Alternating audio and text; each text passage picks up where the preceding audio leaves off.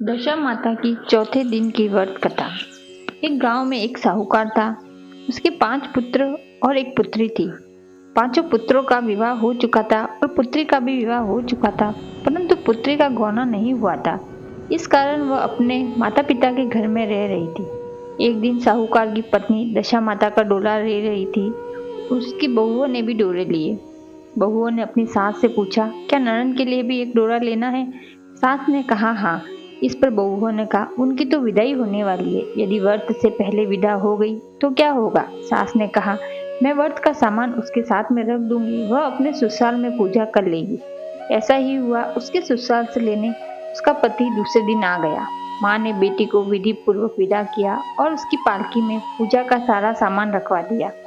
लड़की जब अपने ससुराल गई तो उसके घर के आंगन में गलीचा बिछाकर बिठाया गया। आस पड़ोस की महिलाएं नई बहू को देखने आने लगी। सब उसकी सुंदरता और उसके गहने कपड़ों की तारीफ करने लगी। तभी किसी महिला की निगाह उसके गले में बंधे डोरे पर पड़ गई। वह बोली, लगता है बहू की माँ बड़ी टोटके वाली है। सबकी निगाहें उसकी बात सुनकर बहू के गले में पड़े डोरे पर पड़ी। सभी स्त्रियां अब आपस में बातें करने लग गई।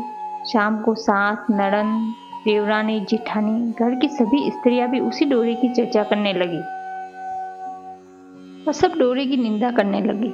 सुबह से शाम तक डोरे के बारे में सुनते सुनते बहू का दिमाग खराब हो गया। उसने डोरे को गले से उतार कर जलती हुई आग में डाल दिया।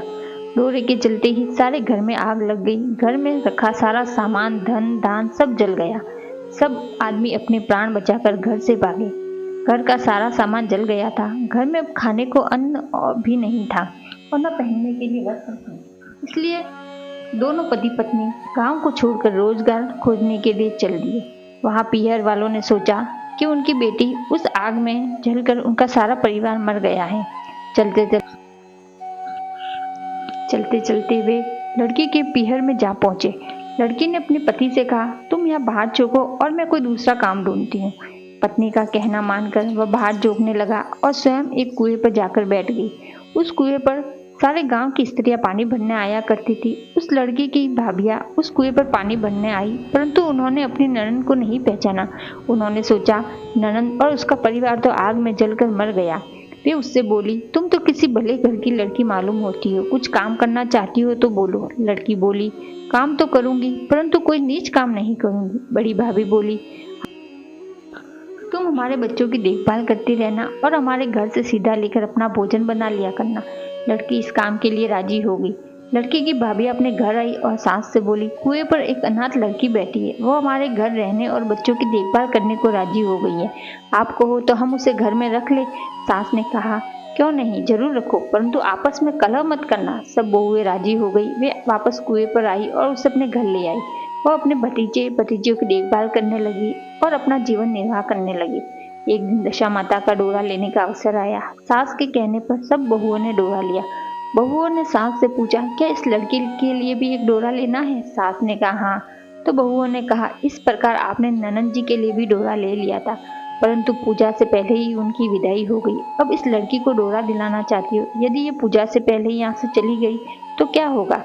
सास बोली, तुम्हारी ननद ने अपने घर जाकर पूजा की होगी। यह लड़की पूजा होने तक इसी घर में रहेगी तो अपने आप पूजा में शामिल हो जाएगी, और यदि कहीं चली गई तो वहां जाकर अपनी पूजा कर। सभी की सम्मति से लड़की ने भी दशा माता का डोरा ले लिया। 9 दिन तक वह दशा माता की कहानी और व्रत पूजन में शामिल हुई। 10वें दिन लड़की की माता व बहुओं ने सर स्नान किया और घर में चौका लगाया और पूजन की तैयारी करने लगी।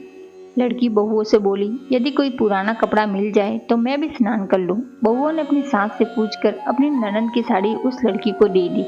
अपनी पुरानी साड़ी लेकर वह स्नान करने गई। उसने सर से स्नान करके साड़ी पहनी और घर आ गई। घर पर पूजा आरंभ हो गई और जैसे ही पूजा के पास आकर बैठी तो बहुओं ने कहा, यह तो बिल्कुल हमारे ननद जैसी लग रही है। इस पर सास ने नाराज होकर कहा, तुम्हारे मन में जो आता है बोलती रहती हो। पूजा के समय चुपचाप नहीं बैठा जाता, चुप रहो, मुझे कथा कह लेने दो। तुम्हारी बातों से कथा में विघ्न पड़ता है। बहुएं चुप हो गई। घर की सब स्त्रियों ने पारना किया, लड़की ने भी पारना किया। इसके बाद स्त्रियां एक दूसरे का सर गूंथने लगी। एक ने लड़की का सर गूंथना शुरू किया। वह बोली कि जैसी गुत्थ सिर में वैसी गुत्थ हमारी ननद के सिर में भी थी। सास नाराज होकर बोली, तुम मेरी बेटे की तुलना इस लड़की से कर रही हो। सास ने बहू को डांटा, परंतु उसके मन में बहू की बात घर कर गई। उसने लड़की से कहा, आज रात मेरे पास सोना। रात तो जब बहू सो गई तो उसने लड़की से पूछा, तुम्हारे पीहर में कभी कोई था? उसने जवाब दिया, मेरे पीहर में मेरे 5 भाई भाभियाँ और आप जैसे मेरे माता पिता थे। उसने फिर पूछा, तो क्या हुआ? लड़की बोली, पीहर में मैंने दशा माता का डोरा लिया था, उसके पूजन से पहले ही ससुराल से विदा हो गई। ससुराल में पहुंचकर मेरे गले में पड़े डोरे को देखकर स्त्रियां उसका हंसी उड़ाने लगी। तब मैंने उस डोरे को आग में डाल दिया और उस डोरे के साथ सारा घर जलकर भस्म हो गया। सब लोग भाग गए, हम दोनों भागकर इस गांव में आ गए। उसकी माँ ने पूछा कि तुम्हारा पति कहाँ है? लड़की ने कहा, वह भरपूचे के यहाँ बाढ़ जोतता है। दशा माता के प्रकोप से हमारी ऐसी हालत हो गई।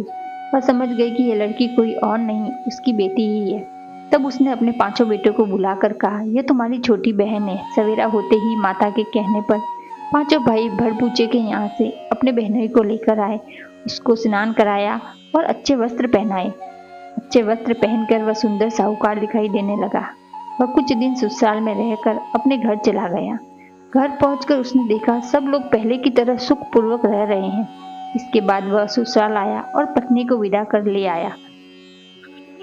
वह अपनी दशा पर विचार करती हुई जा रही थी। मार्ग में एक नदी पड़ी। उस नदी में स्नान करने अप्सराएं दशा माता का डोरा ले रही थी। उसके पास एक डोरा बच गया था। वह अप्सराएं बोली, यदि इस डोली में कोई उच्च वर्ग की स्त्री हो तो उसे ये डोरा दे दो। उन्होंने डोली के पास जाकर पता किया और वह डोरा उस लड़की को दे दिया। जब लड़की अपने ससुराल पहुंची तो सास थाल सजाए, ननंद कलश लिए, देवरानी जिठानी मांगलिक गीत गाती हुई उसका स्वागत करने के लिए खड़ी थी। नेक दस्तूर हो जाने के बाद लड़की को आसन पर बिठाया गया। आसन पर बैठने के बाद लड़की ने कहा, आप लोगों ने पहली बार दशा माता के डोरे के लिए अपशब्द कहे थे, उनका अपमान किया था। इसका फल ये हुआ कि घर के सब लोग बिछड़ गए। घर का धन धान्य जल के स्वाहा हो गया। बड़ी मुसीबतें उठाने के बाद अब हमारे अच्छे दिन आए हैं। आप में से कोई भी अब मेरी दशा माता के डोरे की निंदा करने की भूल न करे। जब मेरा व्रत हो तब श्रद्धापूर्वक पूजा करे। सबने खुशी खुशी उसकी बात मान ली। 9 दिन तक व्रत चलता रहा। 10वें दिन विधि पूर्वक डोरे की पूजा की गई। 7 सुहागिनों को न्योता दिया गया। उनको श्रृंगार करके आंचल भरा गया। इस प्रकार दशा माता का पूजन समाप्त हुआ। जिस प्रकार दशा माता ने उस लड़की के दिन फेरे, वैसे ही दशा माता का व्रत करने वाले सब पर दया करे। दोस्तों, आज का वीडियो अच्छा लगे तो लाइक करें और चैनल को सब्सक्राइब करें।